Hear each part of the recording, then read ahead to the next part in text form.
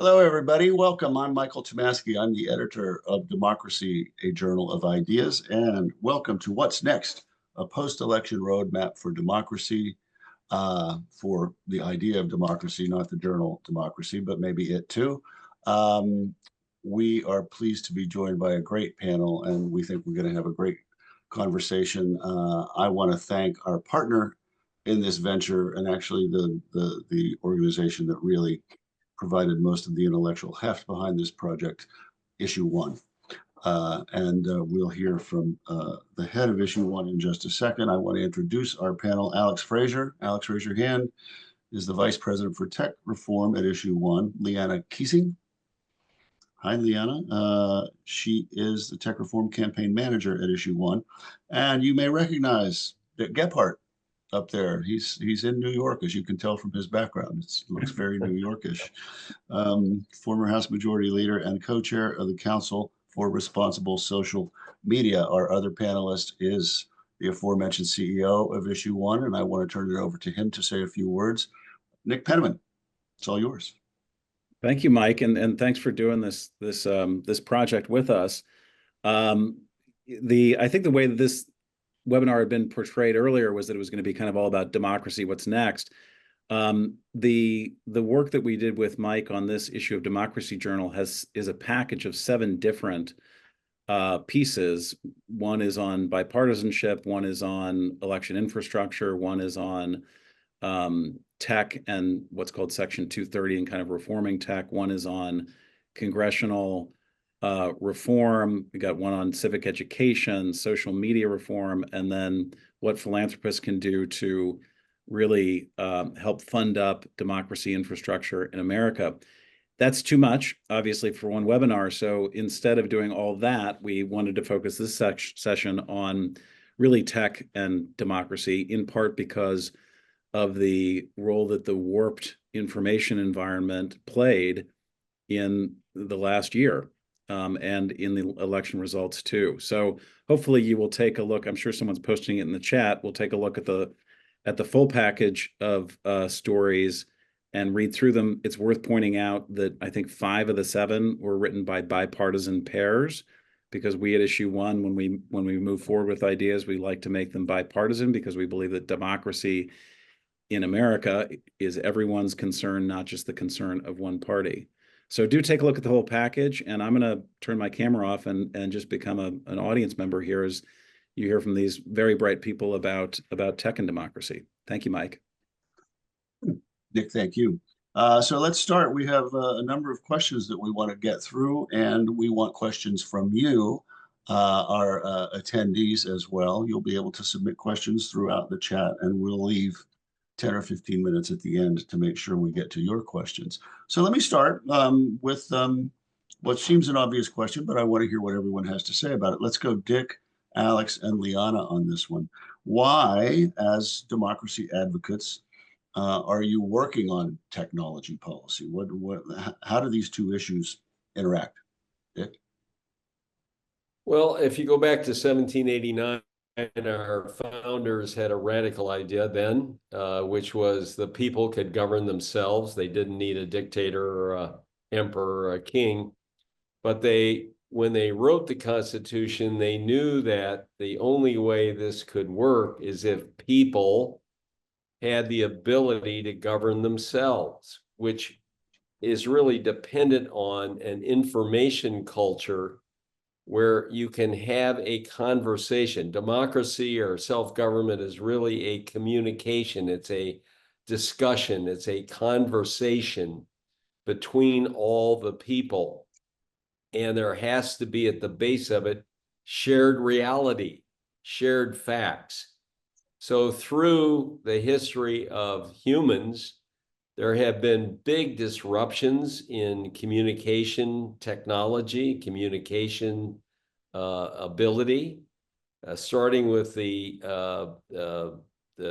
printing press a long time ago, and then radio, and then television, and now the internet. And the internet has really introduced a huge change and disruption in our information culture.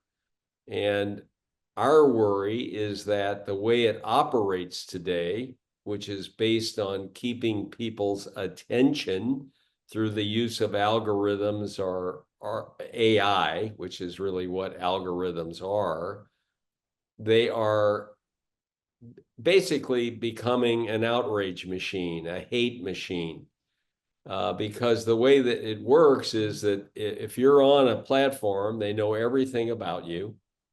They know what you think, who you love, where you shop. They know everything. And so that allows them to use AI, used to call it algorithms, to keep your attention by keeping you angry, anxious, fearful, and upset. And the result of that, we believe, is that people are hateful toward one another. I was in political life, public service for 35 years. I had hundreds of town hall meetings. I went door to door religiously. I really met the people. And we had all the disagreements you have today. But then people did not hate one another. And the world we're in today, people don't want to even live in the same county or city or country with one another because they're so hateful. People within families can't have Thanksgiving dinner in a few weeks because they're so hateful against one another. So this information environment, in our view, is threatening our ability to actually succeed at maintaining self-government. Alex? Yeah, I mean, Dick lays it out so well here, but I think the first question you have to ask, why are we doing this as a democracy reform organization? You have to say, is the current information environment and current paradigm of social media and how it operates conducive with democracy? My answer is no. And so that is why we're in this. And specifically, issue 1 came to this a few years ago, trying to work on money in politics, protecting elections, modernizing Congress, and quickly realized that you can't do any of those things well when you're combating all the downstream effects of social media, of the information environment. And this all gets supercharged as we move into generative AI and other technologies. So at the end of the day, technology policy and democracy are inextricably linked. If we don't succeed in getting our arms around technology, we will not have a democracy standing at the end of this. And Leona? I mean, I think both of them say it and said it so well. I guess I'll just add, my background, I'm actually a technologist who then came to democracy policy. So I came backwards. And, one of the things that they teach you when you're learning how to build products and build and engineer stuff, people are the product. And the thing that technology is so good at, it mediates every bit of how we interact with each other. And I think Dick lays out the case so well for why that's such a problem for democracy. So at the end of the day, as technology is increasingly mediate how we interact with each other, how we interact with the government as well, how, our adversaries are able to become part of that equation, I think, the victim in all of this really is democracy. And I think it's impossible to not see that as a technologist, that's really, the central problem that we're all working on together. I think we all saw in this election that our current information environment is lacking in certain ways. Alex, let me start with you here. Just quickly describe your sense of what our information environment is, and then talk a bit about what it could be, or what a democracy enhancing information environment would look like. Yeah. So Dick already portrayed this very well in terms of the binary we live in, 2 worlds, red, blue. I'd say there's many more worlds than that. Depends on your flavor of ice cream, your flavor of politics, your flavor of whatever. That is the world in which you might inhabit in this information environment because of how the technology platforms operate. The models, as Dick said, talk about engagement as a focus and orientation of all of these companies. So I want to take a step back for a moment and look at the hope and the wellspring of opportunity in 1989. That was the fall of the Soviet Union, and the advent of the internet. And everyone, a lot of techno optimists at that moment said, look, there is an unending opportunity here, a democratic spring that can come forth where everyone, based on the access to information, based on this new open world, will become democratic, and we will see gains like we've never seen before. And there was a decade or so of real opportunity. I think it continued in many ways in the early 2000s up through the Arab Spring, where you see technology at the center of a people's revolution that results in overthrowing dictators across the Middle East. But then we've seen this backslide. We've seen the things go in the other direction. And so what we have to understand now is, how do we then build this democracy enhancing information environment? How do we find a place where this is not just destroying, or a democracy destroying information environment, which we currently have, to a new paradigm? The first things I'll lay out here is we have to have accountability and oversight. Just like every industry that has ever come in this capitalist environment since the dawn of civilization, you see an industry become powerful and have a narrow self-interest around profit. And they do whatever they need to do to, as they should as a company, to build their profit, to continue to expand their market cap, et cetera. Whether that's the early days of the Industrial Revolution and child exploitation, whether that is the automobile industry or many others. There's no difference in that way with what we are living through now. It's just that the technology is exponentially more powerful and exponentially more problematic and scary for all of us in many ways, but for democracy in particular. So the first thing is accountability and oversight. I'll give you one example. There is a young girl named Nyla Anderson who was on TikTok, and I believe she was 12 years old. And she went on TikTok and she did not search for anything specific. She just went into the recommended features and said, what should I look at, basically, by this clicking on this button. And it said, how about this choking challenge? Take a look at this. And it was this challenge that encouraged kids to choke themselves within an inch of their lives, and so they would pass out and it would be funny. Well, it was not funny, and Nyla died. And her family then took the case to court, civil lawsuit, and at first were told, sorry, this cannot proceed because of something called Section 230. Dick will get into that more later. But the bottom line here is this: shouldn't someone be accountable, civilly or criminally, for those actions? TikTok killed her. So we need a whole new paradigm of accountability and oversight. We need direct government oversight in the sense that we need a government agency that actually has teeth and the tools to actually oversee this industry that has so much power, and a whole lot more. And we'll get into more of that as we unpack this conversation.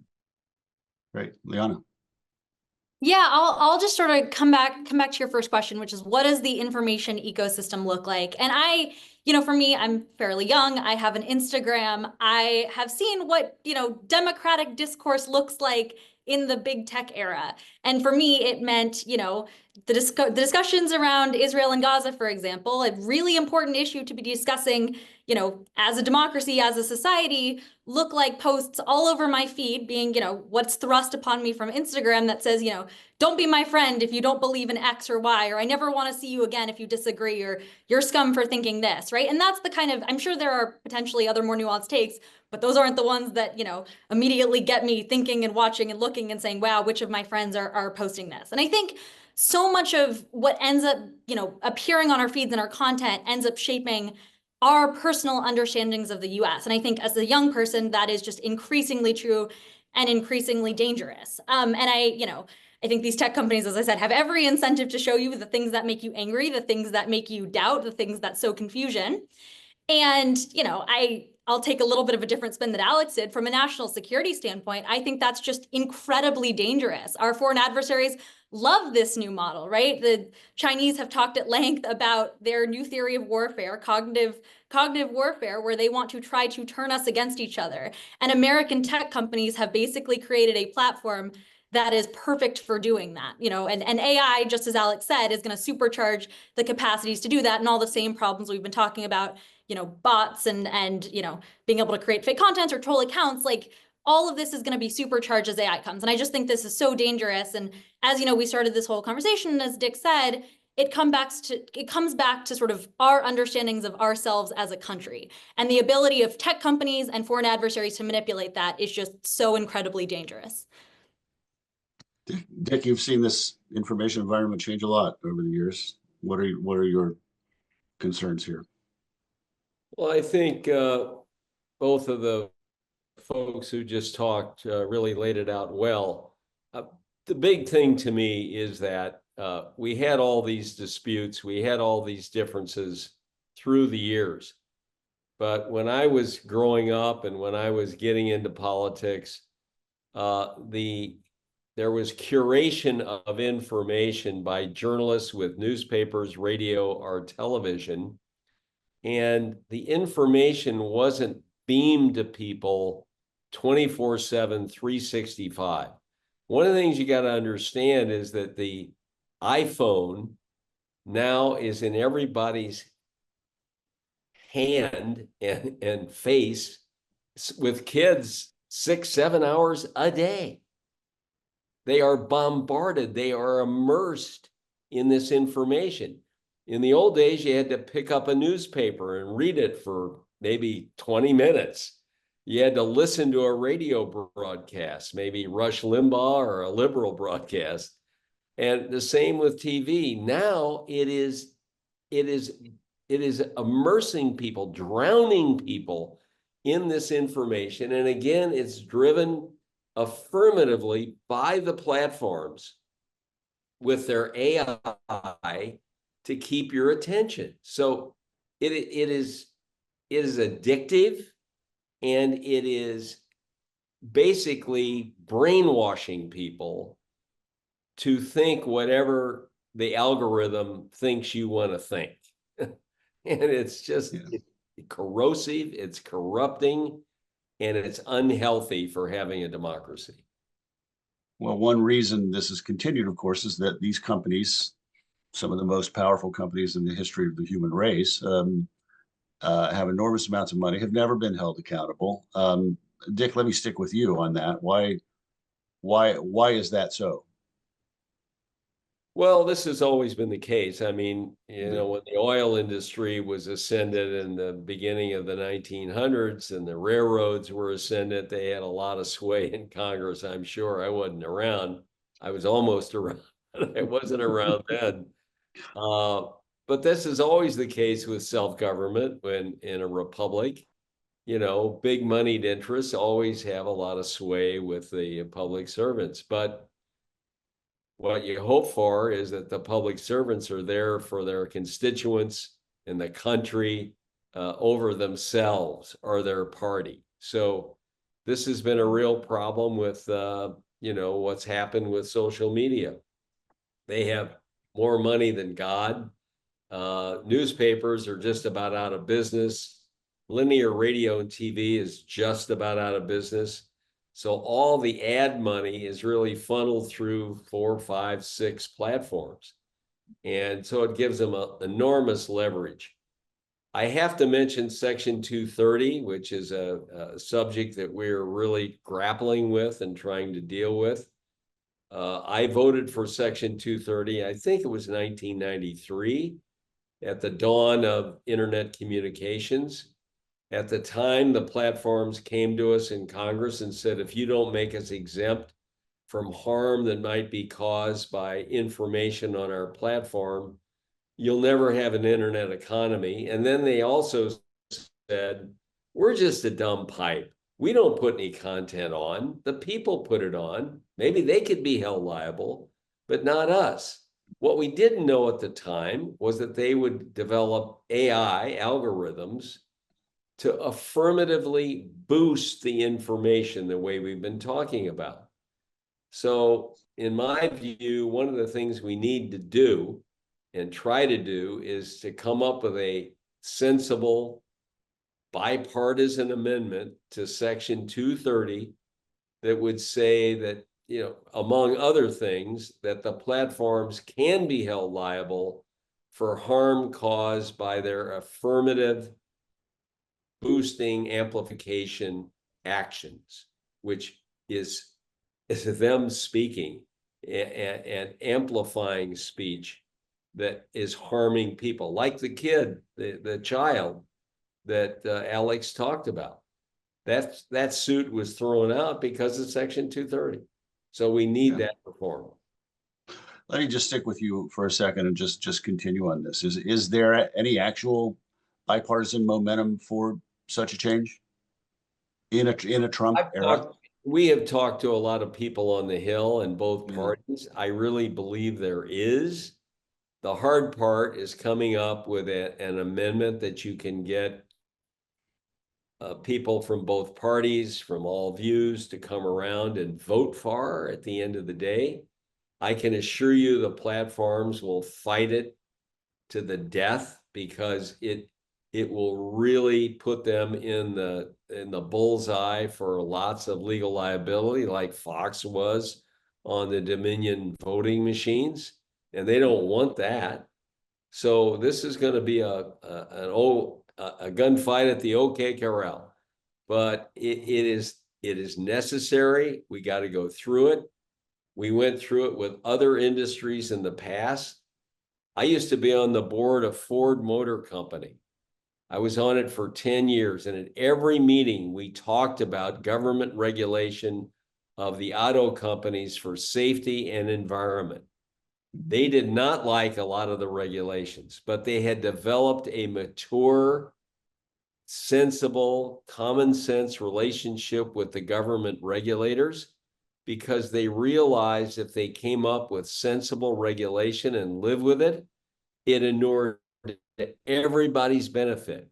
And that's the case with regulation now of Section 230 and the social media platforms.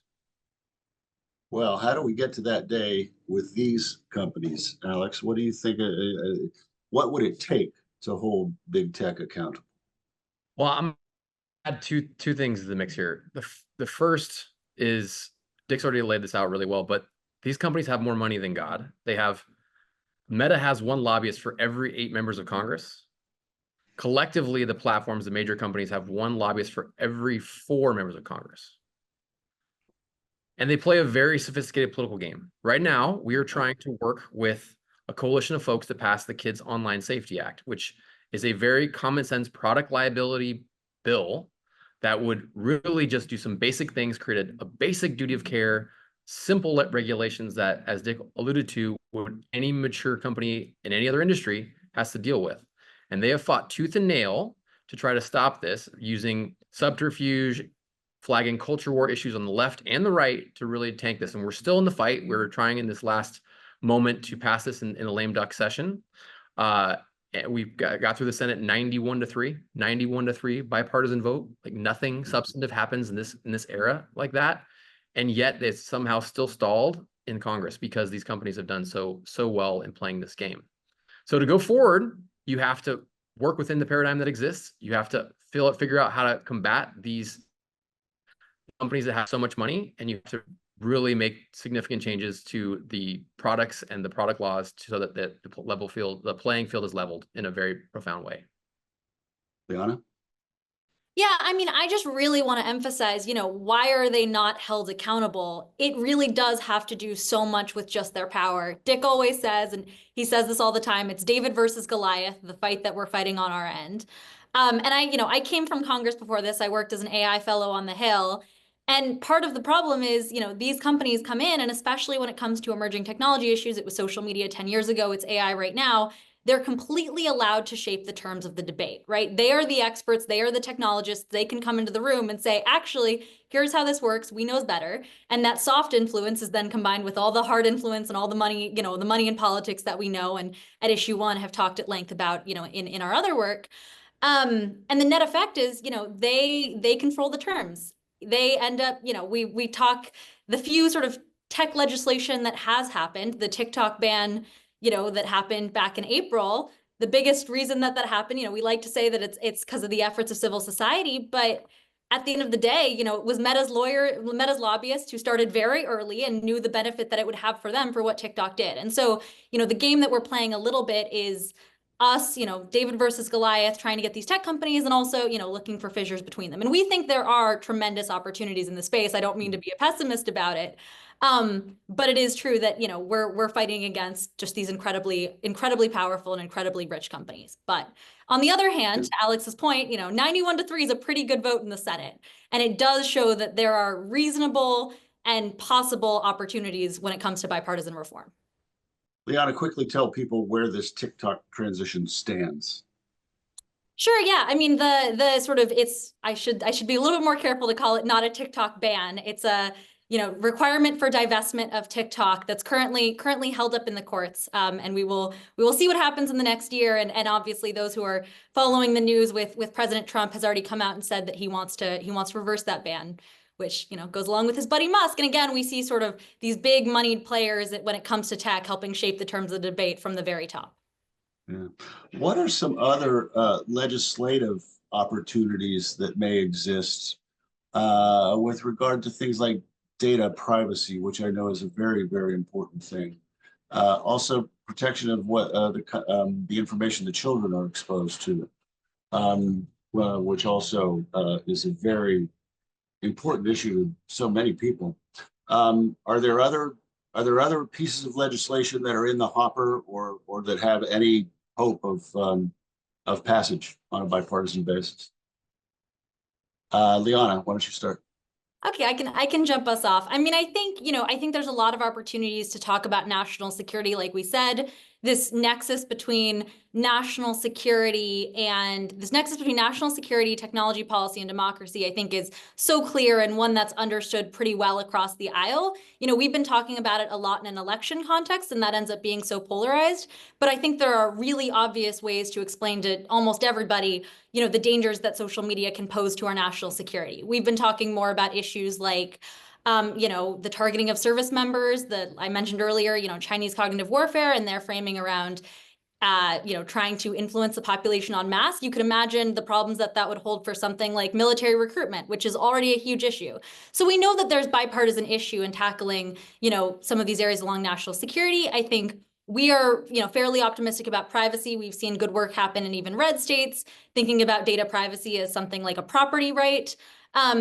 And then I would also just say AI. AI is the hot topic in DC. It's what everyone's talking about. And I think there are opportunities to talk about some level of transparency for the platform to not repeat some of the same mistakes that we've made when it came to social media that obviously lawmakers on both sides of the aisle are recognizing. Alex, what do you see in this realm? Anything? Yeah, so I mean, first thing I want to say here is there's one unique situation with the tech platforms that is different than pretty much every other industry, which is the idea of speech. And we've alluded to this before. The First Amendment, it's a very different paradigm here versus in Europe, where they already have stronger regulation to force these companies to do things like control disinformation and hate speech and other things like that. Despite that barrier, I'm very optimistic because I think that the public is coming in this direction in a really profound way. So number one, we are seeing this more as a product liability issue. Take the basic example of a toy company. But I have a 3-year-old daughter. If I buy a toy and it says it's okay for her at 3+, I have faith that this is going to be acceptable and okay, and she's going to be all right. And I think that thinking has come into the zeitgeist for technology, in particular for social media, as you see the Surgeon General warning and other things. The Kids Online Safety Act that I mentioned before, 9 in 10 Americans support that legislation. And what we see, we go back to January of this year, there was a hearing at the Senate Judiciary Committee on kids online safety, but delved into a whole lot of different tech issues. Zuckerberg was there, the heads of several other companies, including TikTok, were there. And what we saw was this extraordinary moment of bipartisanship where everyone was universally talking to those platform heads and pushing them really profoundly about the harms their products are causing kids and our society. And we see a lot of opportunity, whether it's on Section 230 reform, which Dick mentioned, whether it's on data privacy, which Liana mentioned. And when you look at these issues, you see left and right, all kinds of unique allies coming together. For example, one other piece of this puzzle, we think, is the need for a digital regulatory agency. Lindsey Graham and Elizabeth Warren, who agree on essentially nothing except for the need to reform the technology sector, have come together and brought a bill forward this Congress. Will that pass in a red trifecta? I'm not sure, but I think there are a lot of opportunities and a lot of really profound bipartisanship ahead. Nick, I think if Mike Johnson or John Thune were smart, they'd seize this. This cuts against stereotype. They'd get Democratic votes. They'd pass a bipartisan thing. If they were smart, they'd take this up. Don't you think? I'm still hopeful they will. We hope for this being put into what we call end of year legislation Yeah. And we're working very hard right now to get both everybody involved with this, Schumer and Hakeem Jeffries and Mike Johnson and everybody we can to be willing to put it into that end of period legislation. And So, so something that could still, something that could go so fast that it would be signed by President Biden, you're saying? yeah, exactly. And I mean, as Alex just said, this has 90% support among the American people. This is a no-brainer. Everybody wants to protect kids. Kids are killing themselves because of the impact of these algorithms. So there's just no reason not to put this in that bill and get it done now. It's interesting to me that, and I thought about this during the campaign with respect to Vice President Harris. I have a 14-year-old daughter. Every parent I know and discuss this with has some story about their teenager having some kind of issue at some point in their lives along these lines. And I always thought, gee, that might be a good thing for her to take up.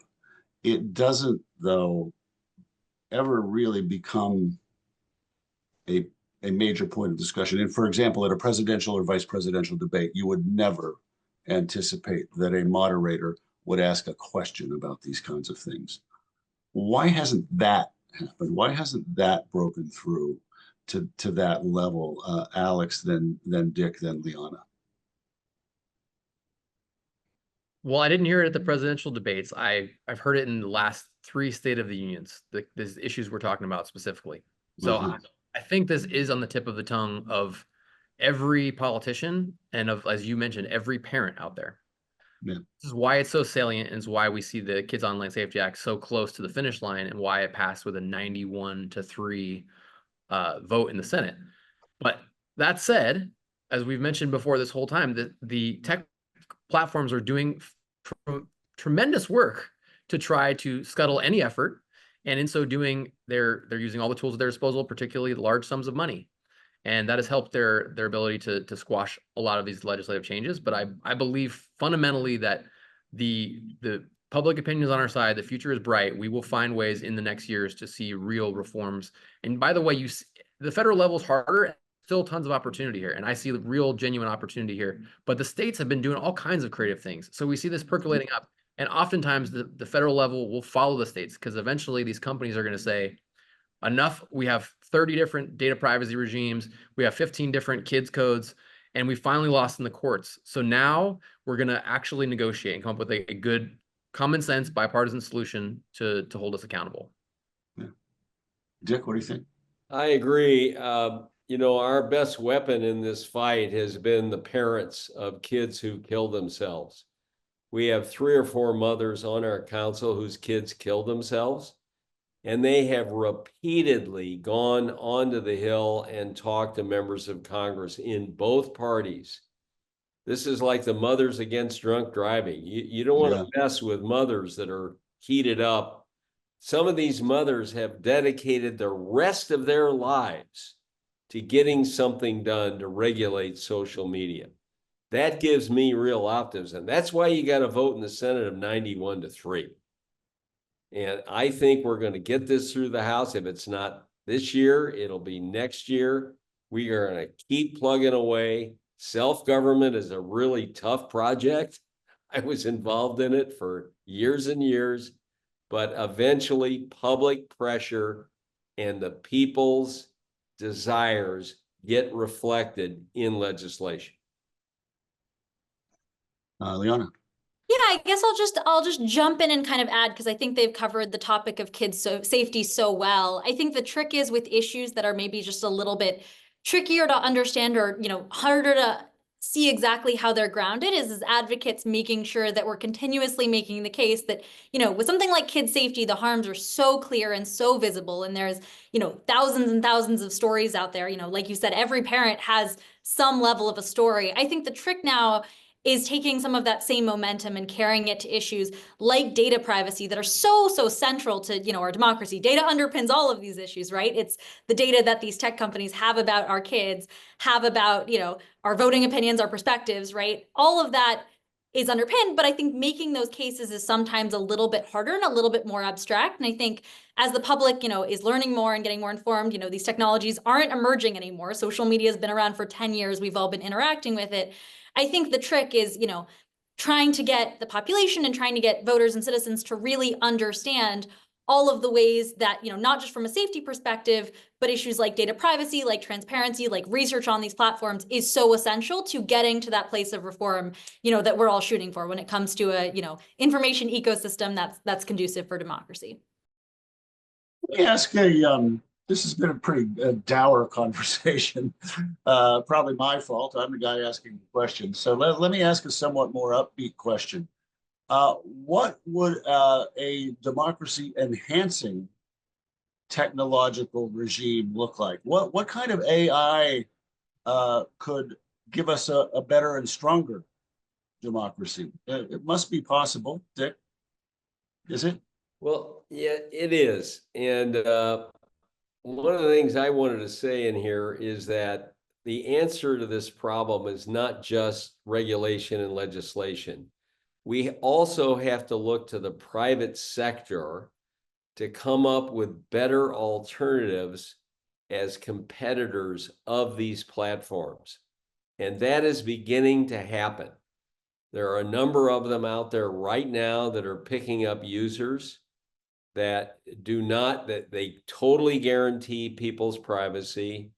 They do not use algorithms of any kind or AI, and they ensure the identity of who's on the platform is a real human being that you're interacting with. It's not a robot, it's not a fake. And I think these alternatives are good. I think people want a healthy internet. They want Internet 2.0.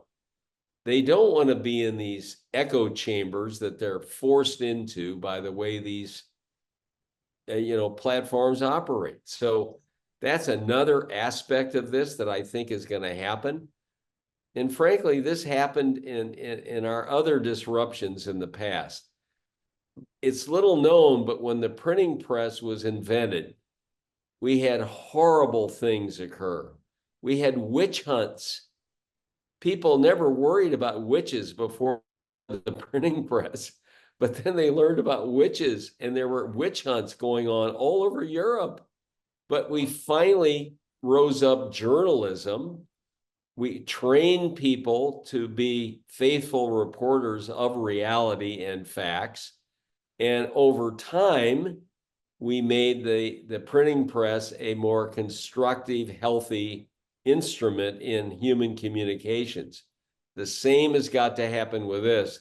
My only question is, do we have time for all that to happen? We need this to happen fast. We do. You know, I'm struck now, Alex, as Dick was speaking, by what we're seeing at the moment among liberal-minded people, an exodus. I don't know how big, from X, Twitter, to Blue Sky. That strikes me as an example of people making some kind of statement, and it's not, as Dick said, dependent on the government imposing a regulation or coming up with a program. Yeah, absolutely. People vote with their feet in terms of a lot of different areas of your life, right? The products you choose, the ways in which you engage with the world, and this is no different. How many people do you talk to that think about their experiences on Instagram, TikTok, or Facebook and say, you know, I used to really enjoy going on Facebook and seeing the updates of my friends and their kids. Now I go there and I get one of those, and then I see, you know, 15 ads and all this other garbage in the meantime. And I just all of a sudden look down on my phone or at my computer and it's been on there for an hour. We don't feel these things. We all are recognizing that. So when the market alternative comes that makes us feel good, people are going to move in that direction. But I would say there's all kind. Go back to this for a second. What is this all about? It's about the product design. The products are designed to hook us and engage us. If we go, there's folks working on product design as a legislation, by the way, as well as other companies. So all kinds of creative ways in which we're going to see this change.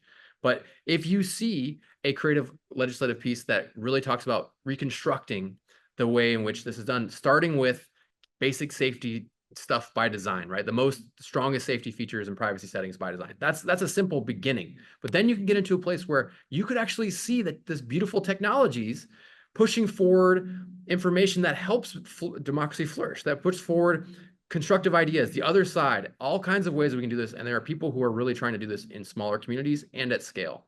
So there's lots of opportunity ahead. There just happen to be 5 companies that are making crazy amounts of money right now on the current paradigm, and we have to figure out a way to get around that. Liana, what's our way around it? I mean, I'll start by just saying I'm an optimist, and I think, this conversation has taken a really potentially, like you said, dark note on tech. I'm a technologist. I love technology. Alex knows this. I think that there are tremendous promises for this technology. It's a problem of misaligned incentives currently. And that's where I think government steps in. We talked about solutions like a digital regulatory agency that's actually able to update oversight. Some of my biggest concerns really just have to do with the fact that we need, ongoing monitoring, ongoing research. That's such a big problem in this space. We don't really have good information about what's happening on these tech platforms. We know, we have all these anecdotes. We see we see evidence of foreign adversaries being on them, and we can quantify that to some extent. But if you're a scientist or you're a researcher who's saying, how do we even understand the magnitude of this problem? The first thing is there's not even transparency into what these platforms, how they operate, and what is actually being shown to users. And I think that's, really dangerous and means that we can't even create good policy in the first place. And I'm sure Dick can speak all the time about how good information is needed to craft good policy on all of these issues. So I would sort of say that to me seems like an obvious, easy place to start. But beyond that, I completely agree for the need for different platforms and different alternatives. And there's a huge monopoly right now on so many of these by these companies. There's some efforts at antitrust enforcement, but it's a really hard problem.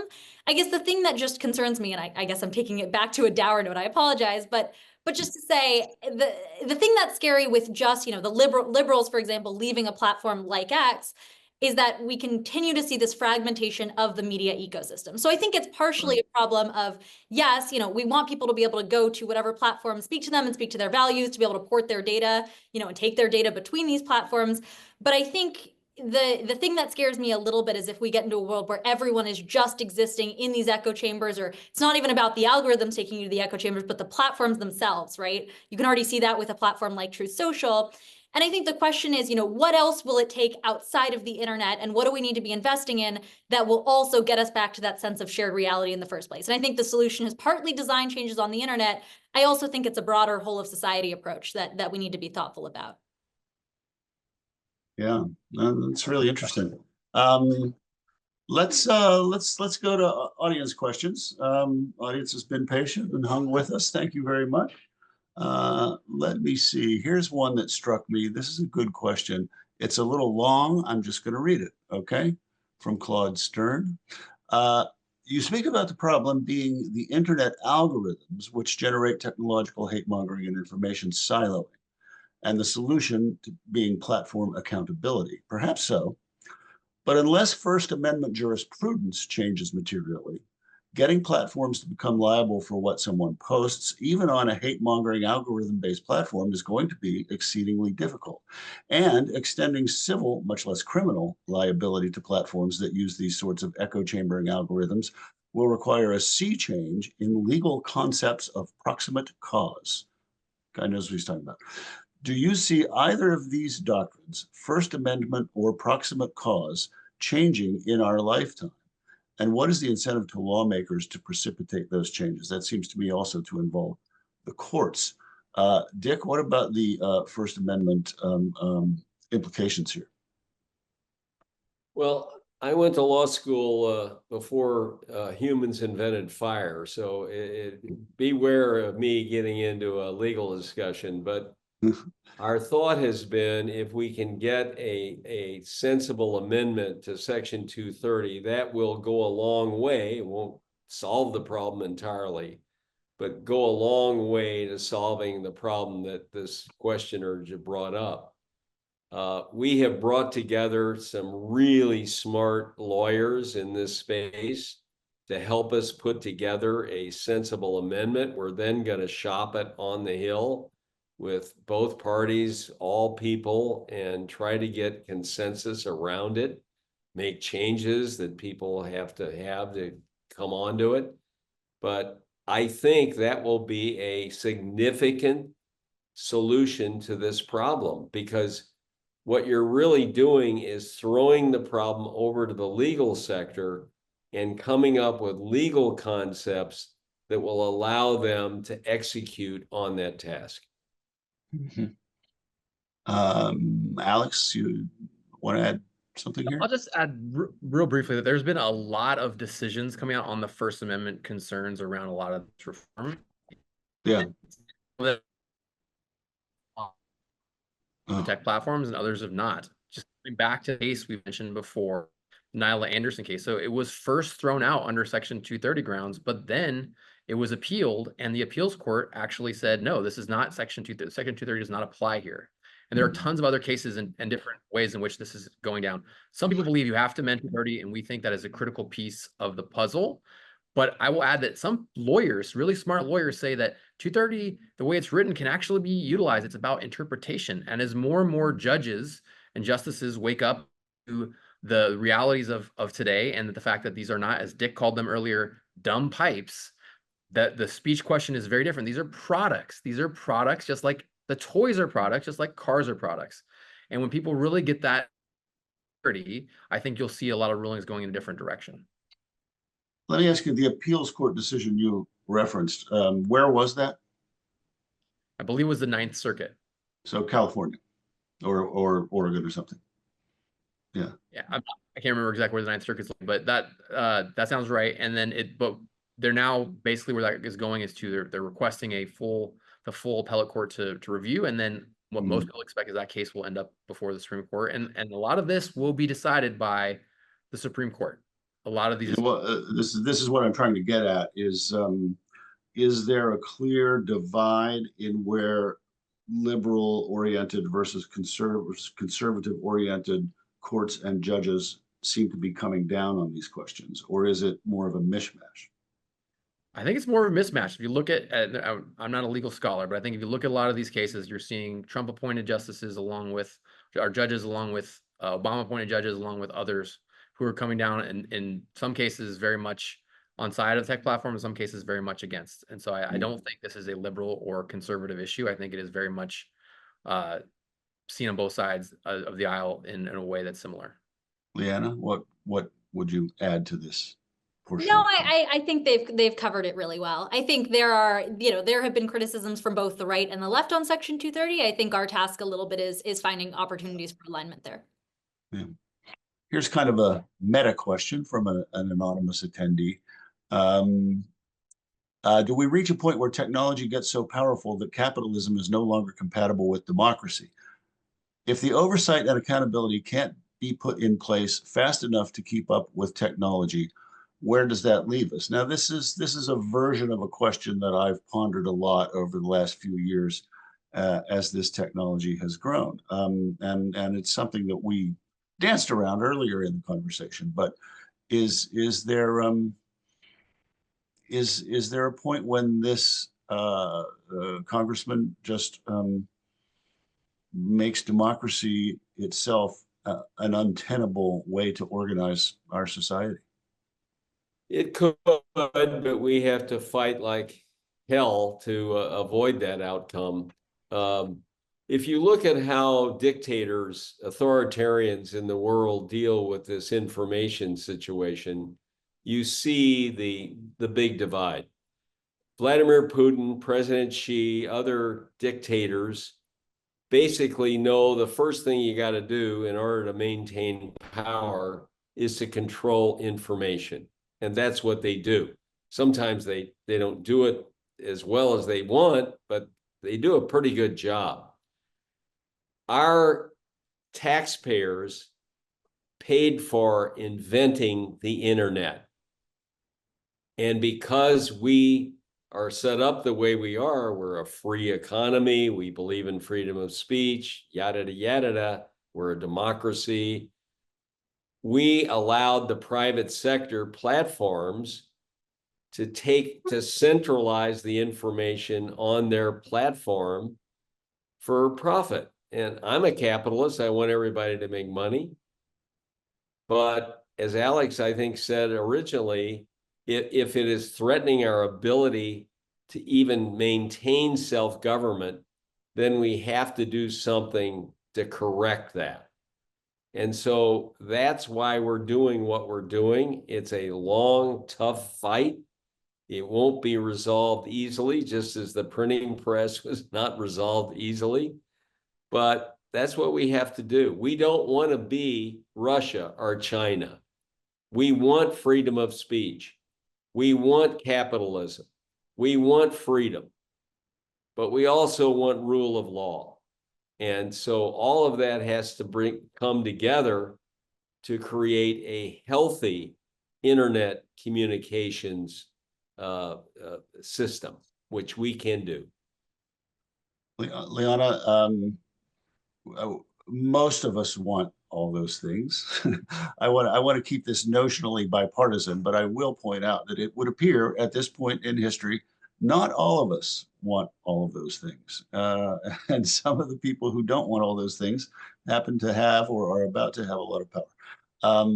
So where does that leave us, Steve? I mean, I choose to hope that you know, I tend to think that democracy is the only path forward, as I think Dick laid out the case exactly. I guess I would just, you know, the question that was asked pits, you know, democracy against capitalism. And I think that gets away a little bit from the problem, because if the question that we're asking is, you know, is it just that, you know, democracy is incompatible with regulating these emerging technologies?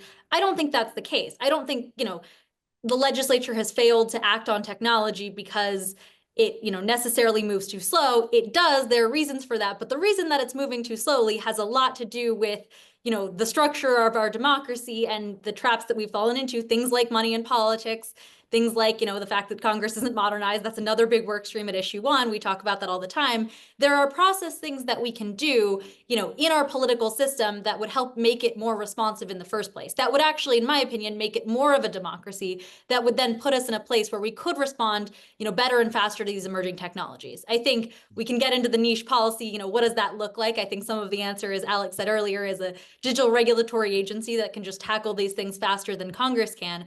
But I don't think any of, you know, the place that we get to where we are in a society that can effectively regulate technology, I don't think any of that looks like getting further from democracy, the Platonic ideal of it.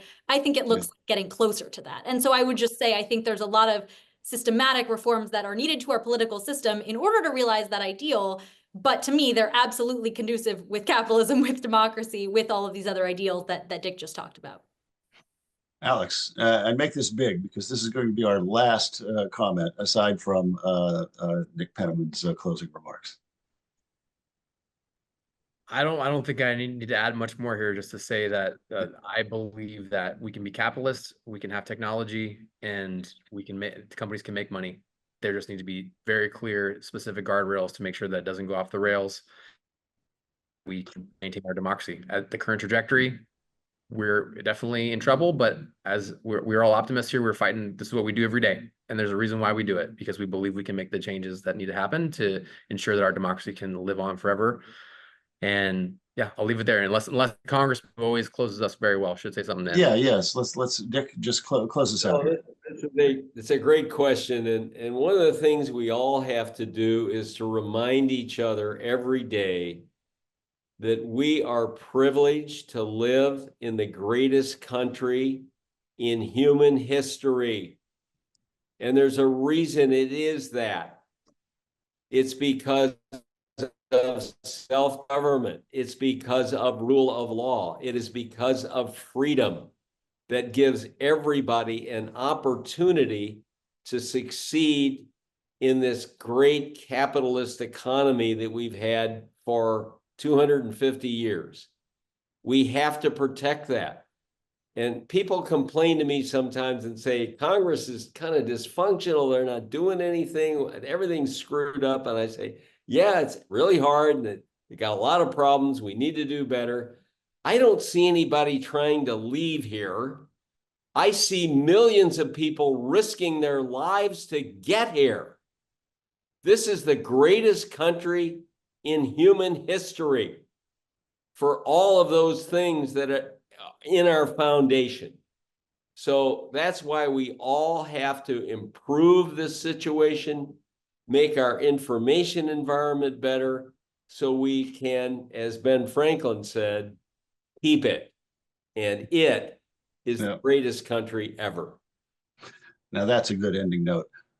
Before I hand it back to Nick, I just want to give my thanks to Issue One, to Nick, to the Congressman, to Liana and Alex, and to everyone who helped put this together. And I want to say to those of you watching, if you're new to Democracy Journal, please come check out what we're doing, democracyjournal.org. We do this 4 times a year. We cover a lot of ground, and we think of ourselves as the sort of, I don't know, the research and development arm of progressive politics. And so please give us a look. And with that, Nick, my friend, the stage is yours. Mike, thanks. Thank you to all of my team members here for doing this. It was a really great discussion. I just want to remind everyone watching that this is hosted by a legacy, what's called a legacy media operation, right? I mean, Mike does print and he does online. And going back to something that Dick said earlier, when the printing press first came out, it created massive chaos in society. It was then controlled and then weaponized by kings for a long period of time. Then when America picked up the printing press and we developed great free speech laws, it was still chaotic. It was hyper-partisan press, yellow journalism. But then in the early 20th century, journalistic standards emerged.